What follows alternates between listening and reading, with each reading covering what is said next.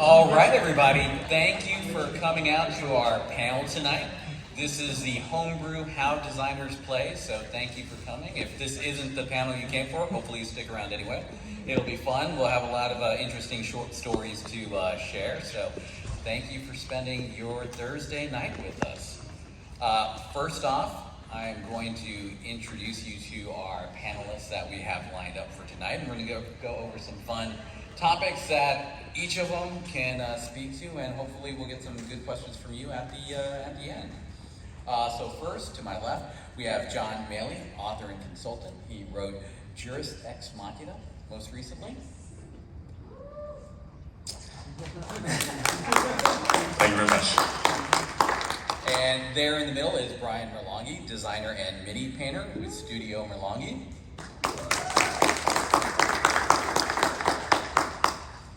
Jason Reeves, publisher and illustrator, 133 Art.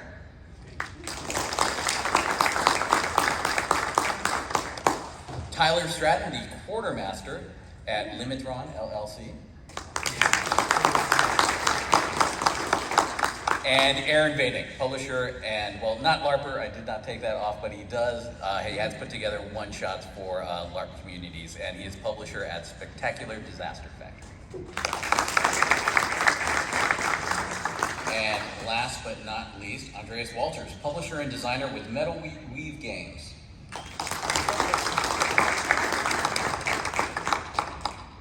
All right, so let's go ahead and jump into this. Why do we homebrew? Is it rule bending, rule breaking, rule making, world building? John, not only are you an author, but you have a background in computer science, in law, so it seems like you would know a lot about how to not only make a game, but mod a game. Can you tell us about some of your experience of what you have homebrewed and why you homebrew? Yeah, I mean, I think at a young age, one thing I would say is that I don't think that doing homebrew is something that you just one day wake up and start doing. I think you have this sort of growing awareness of the opportunities around you to take things that you sort of took for granted were static, and you found ways to make them more dynamic and make them evolve. I think when I first started to realize this stuff is I had one of those text-based info count games when I was a kid. And at one point, I think halfway through, for some reason switched the discs, and it loaded content from the other game that I hadn't actually gotten to yet. So I was able to kind of like look ahead and get a sense of ways to get insight into the game I was playing. Later on, I realized, like in my older brother's strip poker PC game, that I could rename the files and change the order that they came up in the game. So that was sort of an awakening to my little 12-year-old self. I've done pinball game modifications. I changed the contents of ROMs so that they say different things. I had a game that said, just say no to drugs, like any 1990s pinball game did. And I found out that you could change the contents of that phrase as much as you wanted, as long as the checksum added up to be the same as the original. So I wrote a script to go through and make a list of all the dictionary words that have the same checksum as the word drugs, and then I ended up making it say, just say no to taxes. And technology, things like that are sort of interesting because a lot of times you can make a really drastic change to something with very little effort. Like you could add a pause button by just suspending a clock. So that is some of the stuff I've done. And I think, ultimately it just comes down to, I think everybody in this room probably, can appreciate that aspect of it. For me, it comes down to the return on investment. Like, is this a game that it's going to be a brief amount of fun for you and then you're going to move on, or is it, something like an expensive pinball machine that's in your living room that's going to be in your life for many years? I know some people actually differ with me on that, which I think is interesting. There's, things that I would think, oh, that's kind of silly. Why should we put all the time in to modify this? And they've come up with really amazing things. So I'm kind of glad that lots of other people don't use that sort of an ROI equation. But the thing to keep in mind is, with enough time, you can modify anything, kind of however you want it, and there's not really a limit on it. It's really is just your time. Yeah, and interesting that you bring up ROI, you know, and I think with Homebrew, a lot of us are doing it to increase our satisfaction or our interest in what we're doing. And I know, Bryan, I saw you shaking your head with some of the things that John had to say earlier, so I'd love to have you jump in with any thoughts or ideas that you have. Yeah, I mean, the first part is I brew to keep myself awake because I work the graveyard shift, so I'm always brewing. But yeah, I think it's very special to be creative just for creativity's sake, without the idea of selling something or whatever. And I think that's where it starts for me, is just I get an idea and I'm like, I want to make that. I think making stuff is kind of intrinsic to the human condition. We're all kind of crafters somewhere inside of us, right? And so, yeah, just the concept of bringing something to life. I also was super into text adventures. I had to make one naturally after I played one. And yeah, and you just, that's how creativity, it's like a mushroom sort of web underneath. It just kind of, there's so many different angles. And you could buy one game out of a store and then have 90 different variations of that one game, depending on who's homebrewing for it or what kind of area you're going for. And most games you can do it with. I mean, I've never really come across a game where it was so locked down that it wasn't open to tinkering. If not, they're going to find a way to tinker with it anyways. Oh, I definitely will. And I already hear a little bit of a theme. It sounds like some of the folks up here started homebrewing, tinkering when they were younger. Does anyone else have that experience? I mean, constantly. But for me, I think my first major homebrewing was like playing D&D, and then all of a sudden, like my best friend is like all into Star Wars. And back then, we didn't know Saga Edition existed or the WEG versions. And so we just were hacking to make a game for ourselves that we could play together. And that was, you know, just using system mastery and knowledge of the system. This is like for tabletop, just making games work in the way that we found fun. It's like, oh, what does the stats of a crate dragon look like in D&D 5e? And how do we balance that against, how much lightsaber damage are we deciding to do? Is it D10? Is it D8? You know, and what stat will, bolster damage? So there's like so many decisions that you make, and you can kind of just go down a rabbit hole in creativity. And I think that's also like why games outside of tabletop, like hacking, like Roblox and Minecraft are so big now too, because they're just self-expression that's untethered now. Some people struggle with that because there's no guidance, but some people, if they're given a prompt, just simple like build this thing, now do it better, and just let people run with it. I think Factorio is something that's along in that vein. There's so many variations of challenge to overcome and with self-imposed challenges. Yeah, and that's interesting that you brought up Minecraft. It is a sandbox game, and it now provides you with digital tools. And I saw some stats from an ad agency that mentioned Minecraft players, while they do peak in that 8 to 10 age range, a lot of them come back when they're 16, 17 years old and play as they get older. So I think it is something that inherently is part of us that we return to, that we just need to build and need to express ourselves in these games. Did anyone else want to jump in on this question before we move on? Yeah, I think that home brew and your own mechanics, I think there's like two ways that most people start with it for one way or another. It's you see something and you're like, I think that's really cool. Can I do that? I want to do my own version of that. Like, hack it or change it, make it your own. And then there's the version where you see it and it goes, this doesn't work the way it should. This lightsaber does not do enough damage. That was my exact experience as a 12-year-old. I'd be like, I don't understand. I should be able to block this lightsaber bolt as a Padawan. Okay, how do I want that to be a rule? So we just made it one. And I think that's all a precursor to design work that just leads you to like, hey, I changed it to work this way. What if this whole system worked this way? Oh, well, suddenly you have a whole new game. Yeah. That opens up a lot of worlds. Awesome. That is a great jumping off point for the next thing. You're welcome.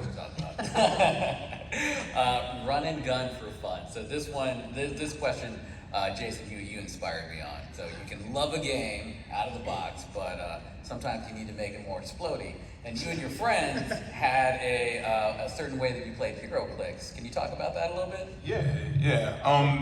We like to fight. We like to be like Hero Clicks gave us sort of it reminds me of the strategy of chess a little bit, but at the same time, it's superheroes, which is our favorite thing. I do comics, and I love, I've always loved superheroics and those characters. So Hero Clicks gave us an opportunity to become those characters. So a lot of, we called it guerrilla clicks because it was about really facing off against each other and really destroying each other as young dudes. So we always would modify the rules, not just to fight each other, but to fight the battles from the comics, right? We would always modify the mechanics to get closer to our favorite stories. So we would play these 12-hour games we take the maps and we put double maps together and stuff like that. And we would always create, if there was an artifact like the Infinity Gauntlet, before they made that in the game, we created our own Infinity Gauntlet pogs that we would modify the stats of the characters with, and we would play them with Marvel and DC characters. So the Flash could have the time gems, and he would just wreck shop on the board. So it's like the ultimate Infinite Crisis crossover. The right? ultimate Infinite Crisis crossover. But even our favorite characters, we throw Hellboy in there, or we throw, I remember I made Samaritan from Astro City because I was really into Astro City, and he was so OP. He could hit anybody anywhere in his energy web. I created my own hero click, and I repainted like a Superman and pasted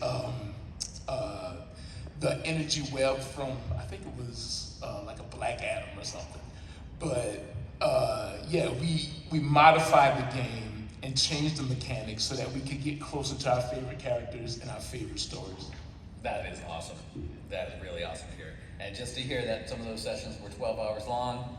12-hour games. We had a friend, one of our friends, Josh, who would play with us, and this dude was like some kind of weird genius because he would take these obscure characters and use their abilities in ways that I know HeroClix I know WizKids never thought possible.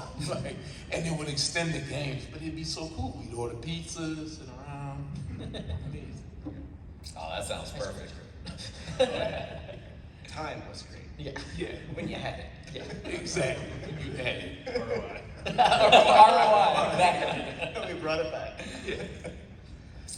So you guys created a lot from the ground up because those were the characters you wanted to see and you wanted to play and you wanted to be a part of. And to your point, you just mentioned it right now. Sometimes IP doesn't get licensed into a game when you're ready to play it. So Bryan, I'm gonna kick it over to you. You have a love of a little show called A Game of Thrones, I think? Yeah, I don't know if any of you guys have heard about it, but I fell in love from the first time I saw all of the murder. It was just, that was it for me. I'm like, this show is 99% murder, 1% plot. And it really, yeah, it was love at first murder. I did get really mad though at the Red Wedding. I actually stopped watching it. I was a Stark fan through and through. But the very first time I saw it, it wasn't the first time. I kind of got into this political intrigue, and I was starting to understand that these people had power, and they were kind of flexing not just their physical might, but also their might of their political pull and everything. So I went to my local game store, and I was like, I want to play a game like that. And it really wasn't there. I think there may have been like an old Fantasy Flight Game of Thrones game or something like that, but it looked very mechanical. And I was really after, I wanted to feel like Lord Stark, you know what I mean? But not get murdered. That was very important. But I think for me, it was all about a feeling, like I wanted to feel a certain way. And I did not get that feeling from any existing game. And so that's one thing I will definitely say. If there's an idea or a show that you watch or something like that, and there's no game for it, or the game that there is for it, it just doesn't feel right, you can make it. And so on one rainy night, I just sat down with index cards and came up with a very simple mechanic for like taking over territories. And then the one mechanic that was so important to me was you can make deals. If both parties say yes, that deal is, you have to hold to that deal. But then there's cards like the ransomer and the conspirator, where you can break a deal. And so from that simple, literal mechanic of you can verbally do whatever you want, birthed this amazing political sort of game out of it. And then we added things like the royal pillow, marriage. That's actually a mechanic in the game where like at any point in the game you can marry another player. And then the royal pillow, you can then smother them and take all of their money. Again, back to the whole murder. But I just think it was really cool. The one thing I really want to kind of impress upon everybody is that if you do have some show that you're in love with, or some even your own world or idea or whatever, and nothing out there feels right, you can do it. You can make it. And I had no idea it was ever going to get published, and it did. And could you give us a little more perspective? How long did it take you to develop the game and to get it to that point of being published? I mean, it was index cards for probably a good 6 months. And I think I worked on it just myself for about 3 weeks. And then I took it to a local game night. It was just like friends of mine had a game night. And I said, hey guys, I had to like offer them pizza, like it's index cards, right? They're like, oh God, what are we gonna play here? This is awful. So I gave them some pizza, and they're like, all right, we'll stomach this for a little while. And all of a sudden they're like, hey, this is kind of cool. Like, it wasn't much. It was, at that time, it was purely like, I had a circle of index cards that were the territories, like the kingdoms, and then a stack of cards underneath for like armies. And that was it. And that whole mechanic was kind of born first. And then they said it was good, and to me, if my friends, who were all pretty hardcore gamers, if they gave me the green light, I was like, all right, let's do this. And so over the next, I would say it took about a year to get it to the point where I was ready to pitch it to a publisher. But by then, we had gotten such a fan base that the publishers actually came to me. Now, what did help was Game of Thrones was very hot then. So that's kind of in my favor. Was it was just kind of like what was in the pot stirring at the time. And so getting interest going was pretty easy. So if you do want to, to kind of get that fast track to publishing, doing something that's hot or new or whatever is kind of a good thing. But anyway, yeah, I would say about a year in total to get it to a publishing ready thing. And it was just a prototype. It wasn't fancy or anything like that. Mind I jump in with a quick question of like, did you like post on Twitter? I mean X. Did you post on like Twitter? And what are panels? Do we have to use official terms or? Yeah, I don't even know what X is. No, it's a good question. The really cool thing was I actually, I didn't really know what guerrilla marketing was originally, but I was doing it and I didn't know it. There would just be these epic moments that I would take the game to a convention, and then this, I remember there was a family. It was like two young kids, maybe 8 years old, and then their parents. And the kid, they married, the one kid married the mom, and then the one kid married the dad, and then the one kid threw the royal pillow card down, and the mom got up and stormed off and was so mad. And I had to film that, because it was just epic. And it was real emotion, right? So I just filmed it with their consent, of course. And then I would post that on YouTube or Facebook or whatever. And so that started to build. And then when I took it to conventions, these moments were so evocative of emotion. People were like, oh my God, you killed me, or whatever, right? Or this epic deal that went on for 2 hours and they had to write something down. That caused other people to kind of gravitate towards the game. Genuine investment kind of thing. Very much so.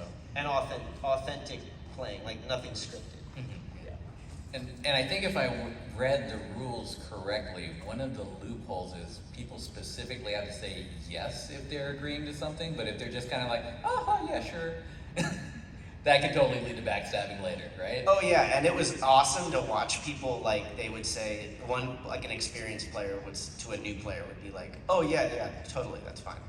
And then they do something, they're like, wait, we had a deal. Like, I didn't say yes. So, and then some people, I remember 2 law students, they sat down and they wrote down this like 10-page like rules and regulations, litigation, concrete, document. And I've done that. Loved it. That was awesome. I never wanted to read it. It was awesome. Yeah, one thing I would add is when I was in college, we modified a board game called Junta, which was out of print for like decades. Have any of you guys played Junta? I love it. Apparently it's back in print. I was just Googling it before this started. But we had just simply wanted to add more players, and I think you could only have 5 or 7 or something like that. And we ended up expanding it just to allow more players. And in order to do that, every player had their own role. Like you had to be the Air Force commander or the Admiral of the Navy and so we added like a drug interdiction officer, and we added the ambassador of the United States. And then over time, we expanded it further. We had, I found some inflationary money from a country, and we replaced the one-sided money in the game with this one-sided emergency currency from a former Soviet republic. And at one point, I feel like we crossed this threshold, and the game became engaging enough that people started role-playing. And it was never the intention to make people start role-playing, but it was this really interesting sign of people who were engaging at additional levels beyond just, the going around the board and doing the objectives. And I think that speaks to the fact that you're sort of engaging more of the player's mind, like on more different dimensions, and it also, sort of increases the community that sort of results from playing the game. Yeah, that's awesome. And actually, I want to jump ahead a little. Aaron, you put together one-shot LARPs for Delta Green, and I saw some of the pictures you sent me, and people really look like they take on those roles, and what John is describing is what is happening in those sessions. Can you tell us a little bit about how you put that together and how the community has reacted? Yeah, in general, what I want to talk about LARPing is how I run live action role playing and LARPs in with tabletop role playing games and other elements of things I do. We started a couple things to riff on what you guys said before I answer the question. When we were kids, Aliens, the movie came out, and we loved it so much, and it wasn't a game, so we got battery-powered water guns and put lighter fluid in it. And I did the same thing. and we go around with our flamethrowers. We turned off all the lights and hid in the house. We were outside. But I was the only one. So we were LARPing outside because the game wasn't there. And one of the things that I now know in retrospect that has informed my design and creativity is that I want to ask you, performers, participants, players, questions that you answer for yourselves. One of the most important things that I learned from Nordic LARPing, Nordic style LARPing, there was a quote that said, LARPs, live action role playing, is an art form that allows people to tell stories about themselves. And I find that very motivating. So when I run a LARP, and oftentimes a game, I'm asking questions of people. I'm asking questions of you that you answer. I don't need to know the answer. And I look at homebrewing as the great opportunity to do that, like homebrewing beer or making your own drinks, customizing it to the audience, to them. And so part of the enjoyment is when LARPing is like making it for the audience that is receptive to it. And I teach game design as well, and I've found that textbooks for a lot of things are locked in a position. You have some very smart people with PhDs who write up a textbook for whatever topic, and that's going to be the textbook for however many years until they renew it and they have to rebuy it. But that book is telling the teacher how to teach a topic in a city those people have never been 3 years from now, and they don't know the circumstances. Like, oh no, there's a pandemic, and you suddenly have to take a textbook online. Good luck with that. So home brewing is this great hack. It's beautiful that allows you to make the things for the audience that you have or what you want. And as what everyone's been saying here is, I wanted this, it wasn't doing it, so I made it myself. And I think that it's a very freeing, empowering sort of thing to homebrew things. Because so much is locked, because so many companies and corporations are trying to own things, and you only rent it. You only rent music. You only rent the movies. You don't own it yourself. If you homebrew it, you own it yourself. And you're getting into that, and it's customized, it's yours. And I think the power of it, and the community of it, and the great reaction is because when I design things, I want to leave spaces open that the other people fill in. So for example, they kind of make their own characters based on guidelines, right? So if we're doing Delta Green, a Delta Green LARP, I let them interpret kind of how they're gonna do a certain character. We say, like, you had a very traumatic experience that affects you in whatever way, let the player interpret what that experience is. And so let the players inform their own personality, their hopes, fears, dreams, and that character becomes more real to them, becomes more personal to them. Also, I'm very lazy, and I don't want to write all of it. So I love leaving gaps in the things that I do. So the beauty of homebrew isn't just necessarily me, it's you too. My players come in and inform stuff. I did, you saw up there, I'm working on, Jason Bradley Thompson has a great role-playing game coming out from Exalted Funeral in 2025 called Dreamland.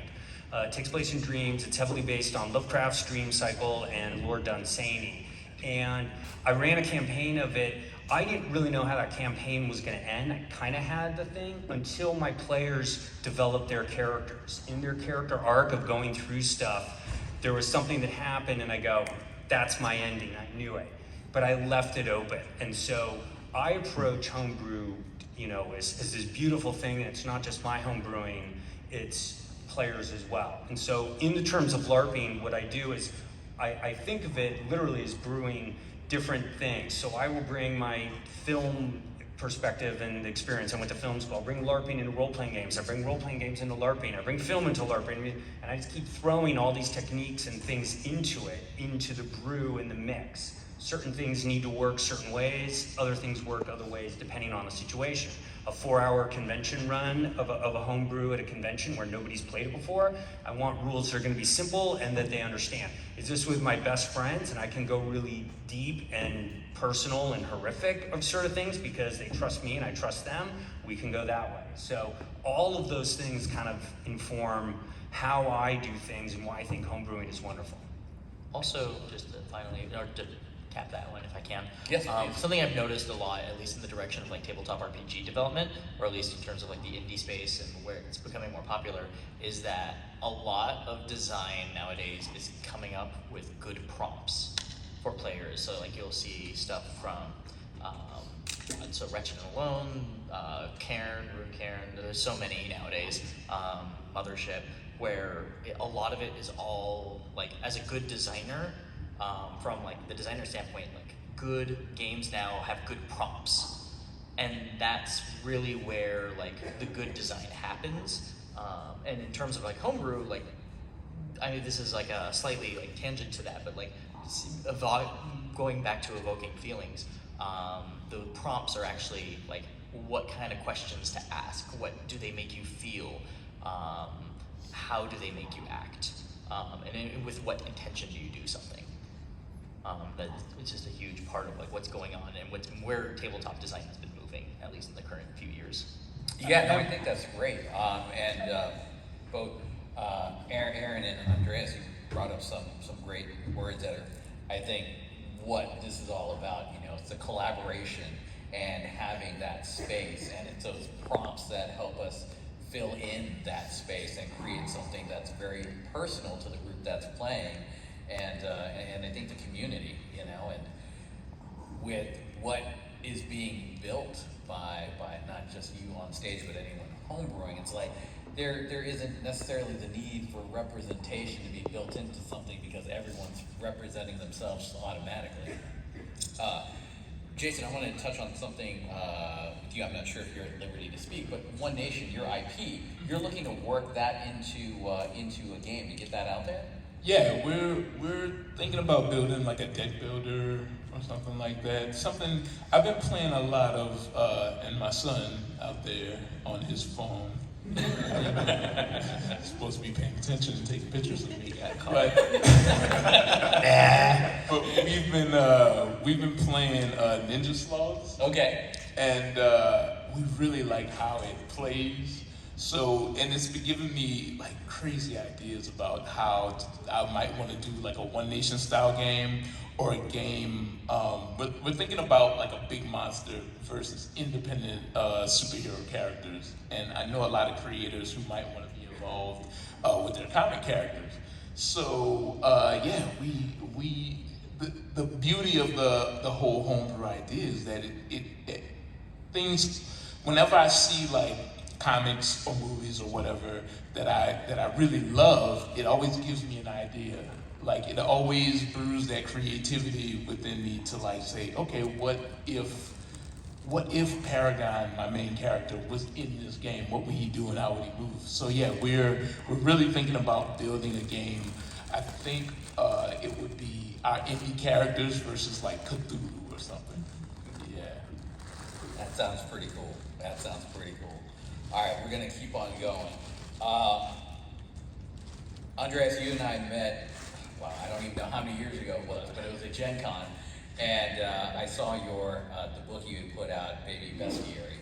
And for me, I run a bit of a 5e homebrew for my family, and the adventuring party owns 2 drakes, 1 cane toad, and an iguana. So seeing your book really kind of, hit home with me of your adventuring party wants to do some crazy things like, can we adopt this animal? And you created a lot of those things that helped me with my homebrew and just have it make more sense and have me make less rules. But how did you end up going about writing that and some of the other, modules and systems you built out? I totally apologize. Actually, you didn't start it, they did, you just made it easier for me. Okay. Well, it's interesting because, like, for me, growing up in, like, the Pokemon generation, like, that was the big thing in high school. High school, when that came around. And so, like, having lots of pets, having lots of pets, having sort of, like, companions. And, like, for me, it was the Druid Master of Beasts. It was an old 3rd edition supplement for druids where you could have like 2 hit dice for every level. So I would have like an army of shocker lizards was my like ideal. I would be like a halfling, I'd have a shocker lizard mount, and then I'd have a little army of shocker lizards, and they do like 2d6 plus 1d6 per shocker lizard. So you just have like 25d6 damage of shocker lizard electricity at your disposal, which just seemed ridiculous and fun at the same time. But really, like, the idea is, like, oh, can I keep it? Like, what happens when you find an owlbear cub? And that was sort of my initial, like, inspiration, was like, D&D's all about the monsters. Well, what about the babies of these monsters? What about, like, the eggs of these layers? And so that kind of was inspired from the Pokemon side of things, and that also was, my environmental, like, I have an environmental science background, and so ecology is a huge thing that I love. I've raised birds and stuff like that. So being in nature and looking for all the critters and stuff was my thing. And so it's like, oh, how cute would these be if, like, what does a baby owlbear look like? Or what does a baby phase kitten look like? And so that kind of just led us down that rabbit hole for the Baby Bestiary. And that started as a systemless book. I didn't need to hack. I didn't want to hack a system because, anyone plays Pathfinder, D&D, Savage Worlds. There's a million systems out there. And so I didn't want to nail down mechanics. I mean, I created a smaller supplement later for 5th edition because that's the dominant system.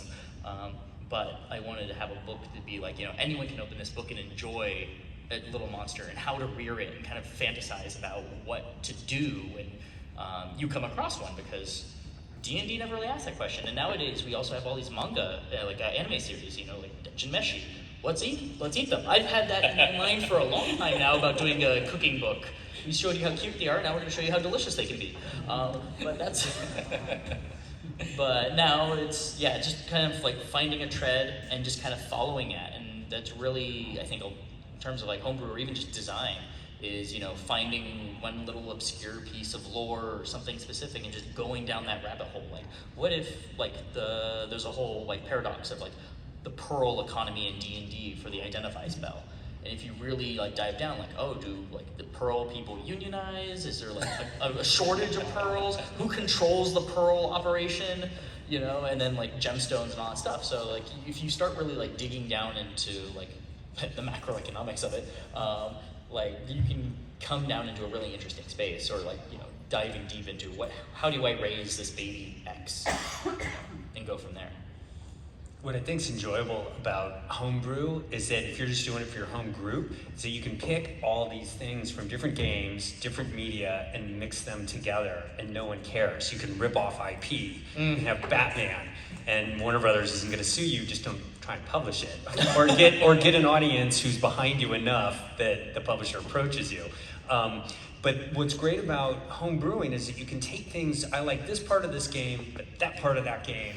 But I want both these together. Like, what happens? Or I love this, I'm studying, you know, economics, and so I want to bring my study into this game. What's the economy of, you know, someone who can create gold all the time, and things like that. And that's what's great about homebrew, is that you own it. It's yours, and it's you know, with your group, and that gives you enjoyment and fulfillment. I think a lot of times that you can bring all these things together, because a lot of these published stuff and IPs, a lot of times it's not quite exactly what you like, or it's not wide enough. Maybe it's you love something, it makes you very passionate, but well, what about this land over here, or this island, or they didn't explore it, and it makes you do that. And anything that's activating you that much, I think, is wonderful.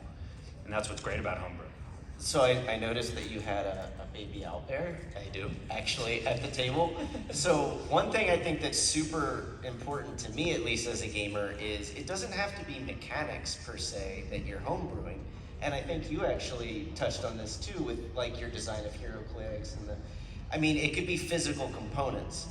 Like for me, I really wanted to feel like I was at like a medieval table. And so I went to, you know, Michael's or wherever, and I bought like little vials and filled them with poison, and I had a red velvet tablecloth, and that then became, you know, the identity of the game, so much that the publisher actually put a tablecloth into the game in honor of that, right? And so it's, to me, not just about the mechanics, but also about like the look and feel of the game. Like you could have an amazing game, but the components are like flat or whatever, and you just, or with HeroClix, like that one character you really want in the game isn't available, so you make it. Yeah, you need it. You got Totally, yeah, absolutely. And Michael's is great, Hobby Lobby is great, you know, for that kind of stuff. I go to a lot of I like building your own packaging, like, and making it seem like you're in Westeros. Yes, this absolutely. I won't even play a game if I don't like how it makes me feel when I sit down. That exact, I mean, it could be the best designed game in the world. I'm saying, this seems really great, but I'm not into flying whales. Like, so I walk away. But it seems really cool, you know, but I'm really into, you know, Lord of the Rings and that, and I would be so, I want to play your game, by the way. Vibe check, yeah. Yeah, exactly, yeah. And that can be for anything. And when someone doesn't have the right vibe for you, you go make it, right? Or you homebrew something that does. And I want flying whales in my, you know, Game of Thrones game. Okay, let's go. Yeah, if the game gets you part of the way there, I mean, I think that discussion earlier of this idea of the gaps in the game. Yeah. That it's the same with fiction, right? If you're writing something, you don't say everything explicitly, you leave some things to the imagination, and then the person engages their imagination, and now it's a collaborative exercise. And it's sort of ironic that the things that you leave out of a game are possibly what lets people add the things that they love instead of things they merely would have liked if you had taken a guess and you guessed wrong. And Tyler, I think you might love pirates. Yeah. Your brother? Yeah. So your brother developed Pirate Board off the Mortboard system, and you were heavily involved as leading playtesting, and after that also coordinating the GM community playing the game. So we've all talked about like putting together different pieces of all the things that we love. How do you make sure that it's fun and not broken? So to answer that, we were playing D&D 5e, pirates, all humans, low magic for D&D, but high magic for the real Caribbean, set in the Dark Caribbean, heavily based off of the book On Stranger Tides. And we have this like 10-page homebrew document about how classes work and I played a bard, but I didn't have any magic at all, so I had to like re-homebrew, like, oh, my Vicious Mockery is really just me making fun of you so hard that you fall over, like, and stuff like that, you know. I don't have, you know, a fireball, I have just a grenade that I throw you, stuff like that. So it was just a big homebrew document, but we ran into so many rules problems with 5e, and it being really slow, and there was no sailing rules at all. So Luke just kept writing, my brother just kept writing more and more rules until he had the system. And he got burnt out, he took a break, and we played Morkborg. So, somebody else in our group ran Morkborg. If you don't know it, it's like a post-apocalyptic, very art-heavy game from Free League Publishing. It's just D20 based 5 stats, like that's it. It's not complicated at all. In fact, we teach Pirate Board, make characters, and play a 2-hour game in a single session at cons. He played that, and we all laughed so hard and had so much fun that we're like, this is what it should be. So we took those rules and stripped it down to this rules light version. It literally was a homebrew game turned into this. Morkborg has an open third-party license, so you're allowed to do whatever you want with it as long as you credit them. So we did, and we pitched it to Free League, and they were like, yeah, we totally want it. It did really well on Kickstarter stuff. So to answer the playtest thing, it's a rules-light game, but I think the really important thing about balance for a game that doesn't care about balance is you just want to make sure that nobody is upset with you can do what? You can control how many owl bears? I can't control any. Like, I can only stab someone with a knife and I deal no damage, and you can control 20 zombies? Like, that's too much. That was like something we discovered in our first time playing at Origins. The first time we were playtesting the alpha was like, oh, the people who can reload their gun every single turn are way more powerful than the people who can do it every 3 turns. So we had to back that up, and it was just, the balance is all about player experience. You don't want one person acting like a god and the next person's acting like an infant. You want there to be something between it, or at least that the person has earned their god status, if you will. So there's that, and then growing a community of finding every time somebody comes up and says, hey, I really liked your game, I enjoyed playing it. I'm like, great, let me get your info, sign up for our rewards program. We spend thousands of dollars every year just to give people free stuff for running Pirate Board publicly, but that gives us this roster of people who sign up. So now we have like 150 people who avidly love playing Pirate Board and different games, and we're running 100 events at Gen Con next week. So over it's something like 800 seats or something like that of people to play it. And the game only came out last year, so we were the 10th best selling role-playing game last year. Sorry, selfless plug, but just saying, like, we grew it because the community loved it, and we want to do whatever supports them. I'm not inherently a designer, but I was the rules lawyer of the group before. So when Luke would write something right here, I'm like, that is way too powerful, or this ability sucks. I would never want to have that power if I sat down at the table. And if I don't want to play it, like, spice it up a little bit, double the bonuses. And we had a second printing, so there's a couple things that we were able to change just to make it more fun from there. So I think one thing that's the problem with homebrew is balance. Is that you throw in at level 1, hey, you've got this sword that always hits. And if you do it from their back, it always criticals. That's fine until you're fighting Vecna, who can't be critical and has all this legendary things. It's like, well, no, my weapon says I can do that. And you're like, crap, I forgot I gave that to you 2 years ago. So those things are things you have to balance out and pay attention to and keep the pulse on. Is my homebrew taking the agency away from the fun of the game?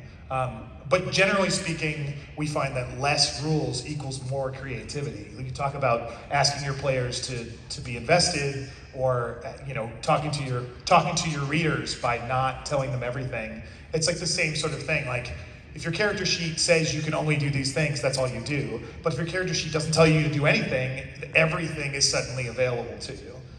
Is our sort of approach from that. So half about Pyro, half homebrew. Yeah, there's a lot on structure, like the structure that you build. So like D&D, you're kind of stuck with your subclasses design, Yeah. you're stuck with your class design, you're stuck with your feats design and your spells, which is kind of just free flow. Yeah. But there's a great quote that's about game design balance from Overwatch back in the day, which was like, balance is all about perception. It's not what the meta is, it's what everyone believes the meta is. I mean, sure, there is mechanical differences that do make a difference, but usually that's only at certain levels of play. But really, at the end of the day, it's, how do people feel about it? And if there's a perception that one is more powerful than the other, it's going to show, just because of the perception effect. And like for being a designer, like getting in that mind space of like knowing the game in and out is a very weird feeling, because like I'm working on a licensed IP for Hyperlight Drifter for tabletop RPGs, and like being in the mind space of what can work thematically in this design space, considering everything that is available. It's a very weird space to kind of like think about expanding design and moving things around, because it's like, oh, how does it affect, you know, this relationship or that relationship to like the energy. The system mastery is something that's talked a lot about in TTRPGs, because it is a awareness of the fiddly bits. It's an awareness of all the different things that you can tweak and modify. So like in 3rd edition, that was my like not masterpiece, but the system I mastered fully. Like, and so I could like make up creatures and artifacts on the side, and make them challenging and balanced encounters. But we can't expect everyone to be a master of the system and have that same game sense. And so creating the tools and the methods for people to create within that, and reducing that kind of friction. We get asked a lot of questions of, how do you do this? How do you do that? This isn't explained. And our answer every time is, do whatever you want. Even if it is explained, still do whatever you want. And being given permission to do that is a newer thing, I think, in the last decade from designers. Like, it literally says at the front of the book, like, do what you want. And that's important, because I think older editions of games never said that. Like, you'd be like, that's not how this game is played. And be like, are we having fun? Then we're doing it right. Like, that's all that really matters on any one of the games that you're playing. That actually, I'm sorry. You got jinx. No, the idea of balancing like the restriction with the creativity, like it also allows, I think, other players to be themselves when they're playing the game. Like, some people are more devious, some people are more like heroic, so you get those two things like banging against each other, and then it makes for like such a great story of the game played. I'm kind of like a devious player, like people don't trust me. No, so I have to come in really easy and not let people know I know how to play Catan, But it allows you to create this identity very creatively, and then work within everybody else's created identity. So yeah, that's really cool. So that is such a good talking point, because there could be homebrew within a homebrew. So like last year I brought 7 Days, which is my new game, to Comic-Con. And there was a group of kids that have come every year. I think I've brought it 3 times, and they come every year. And they never cease to amaze me for the things that they want to do with my system. And so like they got to this one point where there's a rule where you can you make a torch. It's a crafting game kind of. And they find a bear, and they're like, well, can we light the bear on fire? And I'm like, indirectly you can if you fight it with the torch. Technically you're lighting it on fire or whatever, but they seem kind of disappointed. So I'm like, all right, you can light it on fire, no problem. And I just created a rule for that, on the spot, right? And then another player was like, well, I'm a vegetarian.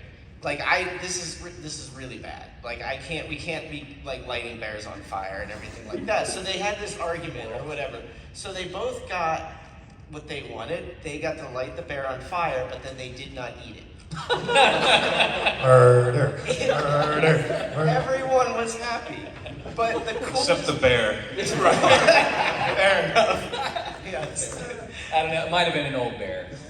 It was old, it was its time. But the homebrew within the homebrew, I think, is really cool, because you could have this idea, right, and then a player brings their idea to it, and then on the fly, you're just like, let's run with that, right? We call that the yes and philosophy from improv. That you don't ever shoot down what someone else says. You just say, yes, and it's now on fire. It's baby owlbear comes out of the thing. You have to deal with that. Out of the ashes rises the baby owlbear. Yes. All right, Aaron, I'm hoping you can bring us home here, and I think, Bryan, that was the perfect segue, just hearing about those kids coming to play year after year. Aaron, what are some of the things that you were doing, and I'd love to hear from anyone else, to help encourage that next generation to make games, to homebrew? Yeah, I teach game design regularly to a homeschool community. I was teaching role-playing game design. I regularly teach board and card game design. Plug for my panel tomorrow, 4 to 5. We're going to do a rapid prototype of board game. If you want to come by, it's called Let's Make a Board Game. What I found as a teacher in education and activating the passion when you allow people to kind of explore stuff is that they kind of teach themselves. And so they learn. So I use it to teach different subjects. And so what I found is like, I don't like saying no to someone if they're passionate about something, whatever it is. So I try to, at least with students and kids, like, here's how to make a game, make it about what you want. Or let me give you some parameters.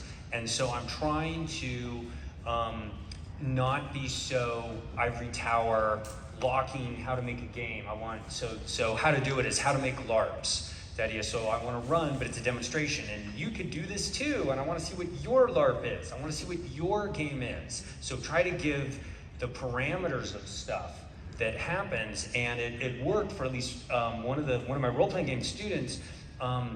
She was really into Tudor English history, and came up with this game where the characters are ladies in waiting to Catherine Howard, who was Henry VIII's 5th wife and beheaded. You're the ladies in waiting to Catherine right before she gets her head cut off.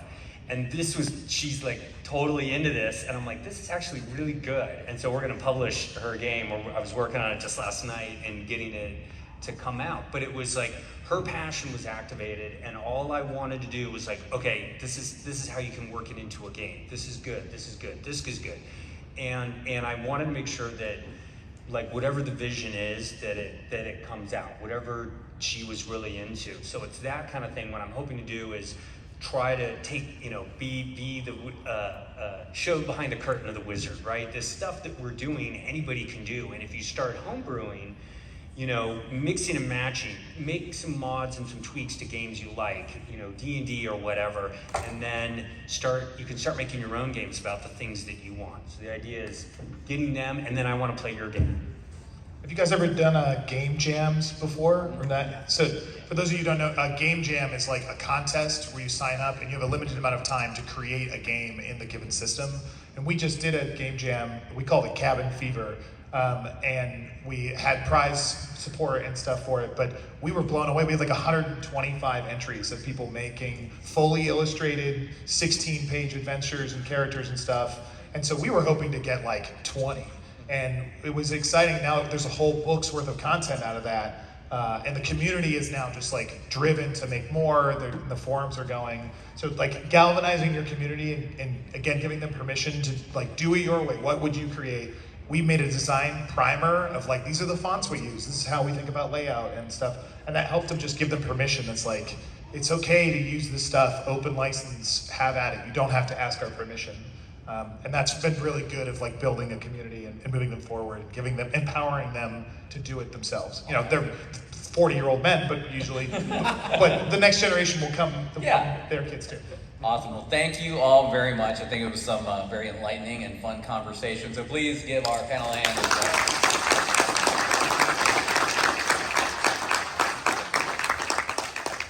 Thank you for coming, everybody. Thank you. Enjoy Comic-Con. Are we setting the wheel on fire? No.